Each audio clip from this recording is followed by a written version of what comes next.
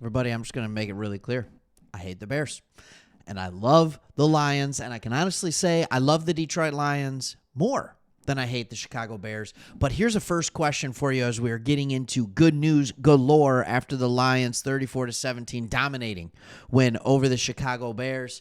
The big question I have for you is, what would be a better win for you? Would it be beating the Bears like we just did in cold, nasty Chicago, or would it be going out to the West Coast and getting a victory over the San Francisco 49ers? Because I just want to know who you hate more, the Bears or the Niners. The Bears, there's all this history and all this reason to dislike them, and with the 49ers, it's more of a recency bias thing. They kept us out of the NFC, the Super Bowl, and by beating us in the NFC Championship game. So is it more there, or does some of the are you less excited about it because they're 6-9 and they've already been eliminated from playoffs, which, by the way, just looking forward before we get into the stuff of this video, that's dangerous teams.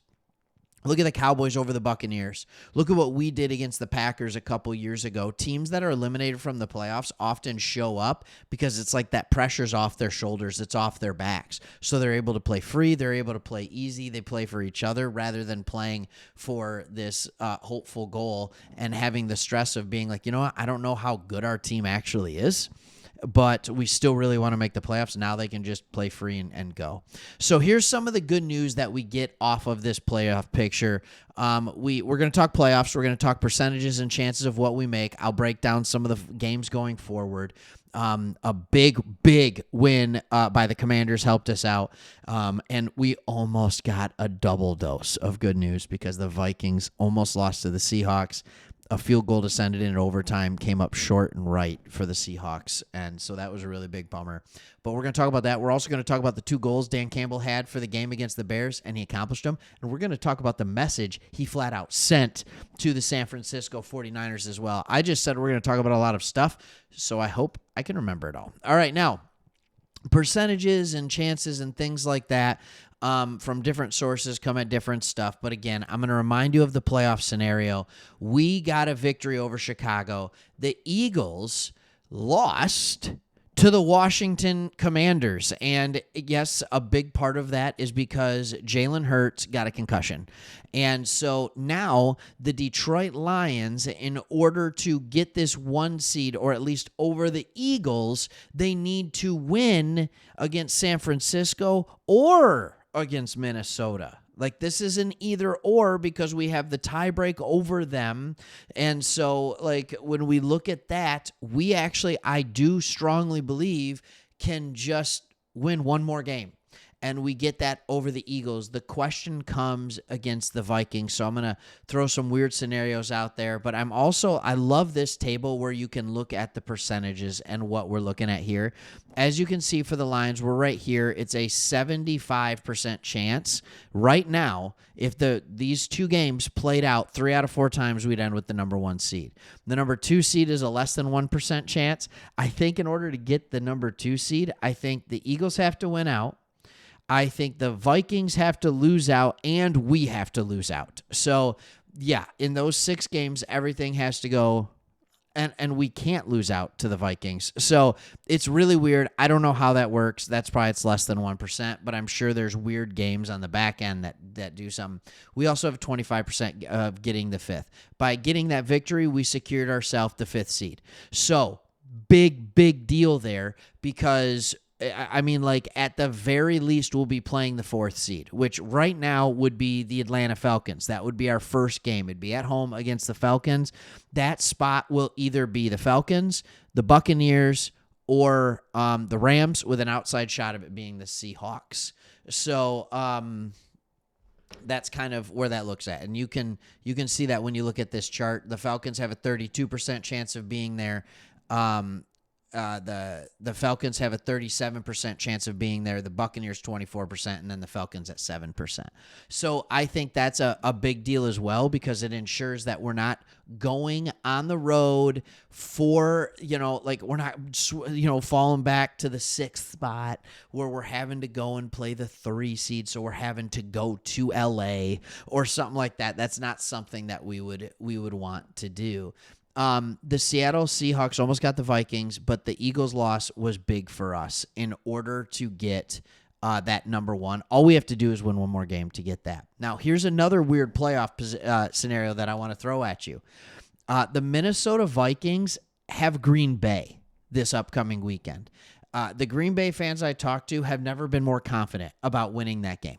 They are shockingly confident. Green Bay is playing high quality football right now. So what that could do, if the Packers end up winning that game, then what you're now looking at is a possibility of, if we beat San Francisco, there is a world in which we can rest the final week of the season, continue to get healthy, no more injuries, please, and still get the number one seed in the bye week. That's really good news. I don't know exactly how it'll all play out with tiebreakers and things like that, but we might be able to rest our starters against the Vikings, and it wouldn't even matter what happened. Now then the old question goes, do you want to rest your starters? Do you want to rest them for 2 weeks in a row?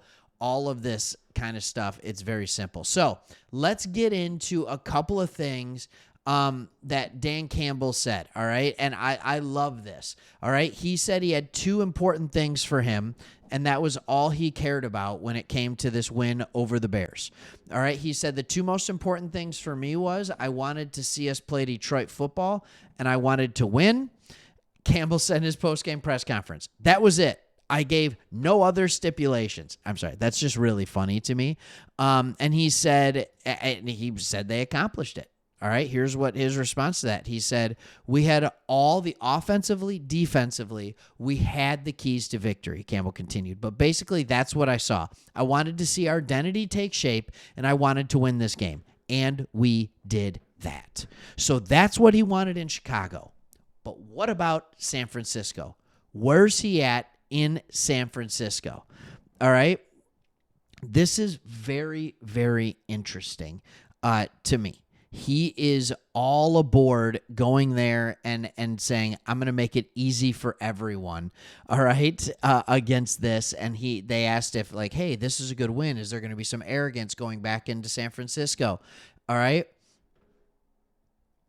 Let's see what we're talking here. All right. He said this. Let me get this pulled up. Sorry, it took me a second to pull it up. He said, I'll make this easy for everybody. The way all the critics can jump out and start attacking, but the way you don't have to debate them anymore, Campbell said. We are bringing everything we've got into this game, and we are playing. I don't care what it looks like or where it's at or who it is, who's that. We're going out to win this game out on the West Coast. In other words, Dan Campbell's saying the intensity is still there. I think that loss to the Bills, I think that provides the motivation and the intensity that this team needs for the rest of the year. That's it. Like, if they had won that game against the Bills, like, they were a team that had won 11 in a row. It is totally natural to start kind of, at least coasting a little, let your foot off the gas just a little bit. Like, it's a totally normal thing to do. And I think if we could go 11 games while playing hard like that after one loss in the second week of the season, I think a loss to the Bills, especially in the way we did it, where they just went up and down the field on us. And by the way, if you saw close-ups of Campbell in that second quarter when the Bears were going up and down the field on us, he was annoyed. He was annoyed with what was going on defense. And so this team responded in the second half defensively, and I would expect more of the same in San Francisco. No, I don't think we're a team that's going to hold every opponent to 17 points or under. That's not what's going to happen anymore, but this can be a mediocre defense that is good enough while this offense and Jared Goff is clicking like he is. If Jared Goff goes for over 300 and plays a nearly perfect game in 30-degree weather outside Mr. Jared Glove, all right, imagine what he can do in good weather. And that's why it's so important for us to get this number 1 seed and have that home field advantage, right? I understand that some teams have a better home field advantage. The Chiefs, the Bills, right? Even the Packers probably have a better home field advantage during the playoffs because the elements in the weather actually helps them because they're used to it. Like they know what they're doing and they have the crowd. They have the weather and the crowd. But at least in Detroit, when you're in a dome like we are, at least you have the crowd. And we are a team that plays very well in a dome because we're flat out faster than anybody. So anyways, just some food for thought for all of you. Thank you for watching. Just good news after good news after good news here for the Lions. Can't wait to see what's next. Would love to go out and get a victory in San Francisco. And everybody, we're Packers fans this weekend. We want them to beat the Vikings. We want to win the division. And we want it wrapped up. We want it wrapped up. I don't want to be having to cling and fight against the Vikings, getting players injured and stuff like that. Like, let's get this thing wrapped up. Vikings, do your part. We'll do our part. We'll see you in round 2 of the playoffs. All right, see you.